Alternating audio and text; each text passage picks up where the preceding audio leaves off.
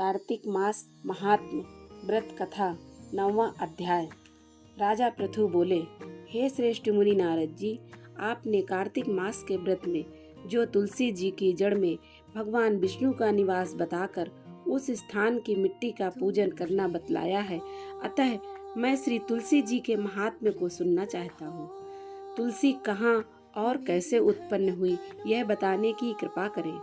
नारद जी ने कहा, राजन, आप सावधान होकर तुलसी जी की महत्ता तथा उनके जन्म का प्राचीन इतिहास सुनिए। एक समय जब देवगुरु बृहस्पति और देवराज इंद्र कैलाश पर्वत पर शंकर जी का दर्शन करने गए तो भगवान शंकर ने अपने भक्त की परीक्षा ली। उन जटाधारी दिगंबर ने अपने मार्ग में अवरोध डाला। यद्यपि वह तेजस्वी, शांत, लंबी भुजा और चौड़ी छाती वाले गौर वर्ण अपने विशाल नेत्रों से युक्त तथा सिर पर जटाधारे वैसे ही बैठे थे, तथापि उन भगवान शंकर को न पहचान कर इंद्र ने उनका नाम, धाम आदि परिचय पूछा और कहा, शंकर जी अपने स्थान पर हैं या कहीं गए हैं। इस पर उस तपस्वी ने कुछ न कहा, परंतु त्रिलोकीनाथ के ऐश्वर्य से गर्वित हो इंद्र कब चुप रहते। उन्होंने क्रोध करके तपस्वी से भुड़क कर कहा, अरे मैं पूछता हूँ तो उत्तर क्यों नहीं देता। मैं अभी तुझे वज्र मारता हूँ, फिर देखता हूँ तुझ दुर्मति की रक्षा कौन करता है। ऐसा क्रुद्ध हो इंद्र ने ज्यों ही उस दिगंबर को मारने के लिए हाथ में वज्र लिया, त्यों ही भगवान शंकर ने वज्र सहित इंद्र का हाथ स्तंभित कर दिया और विकराल नेत्र कर भगवान शंकर ने उसे देखा, त्यों ही विदित हुआ मानो वह दिगंबर प्रज्वलित हो उठा है और तेज से जला देगा।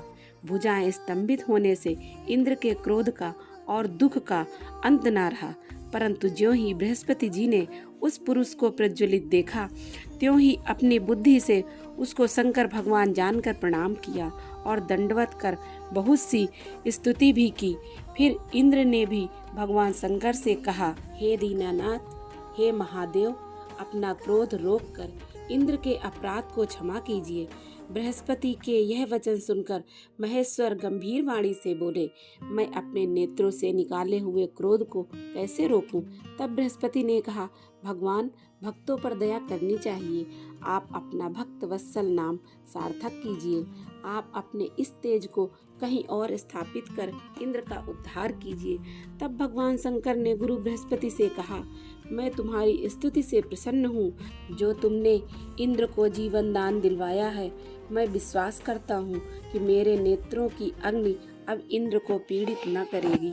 बृहस्पति से ऐसा कहकर भगवान शंकर ने अपने माथे से निकले हुए अग्निमय तेज को अपने हाथ में लेकर क्षीर सागर में डाल दिया। फिर लीलाधारी भगवान अंतर्धान हो गए।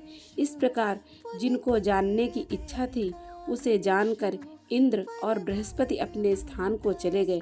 बोलो कृष्ण भगवान की जय। आगे की कथा सुनने के लिए देखिए 10वां अध्याय।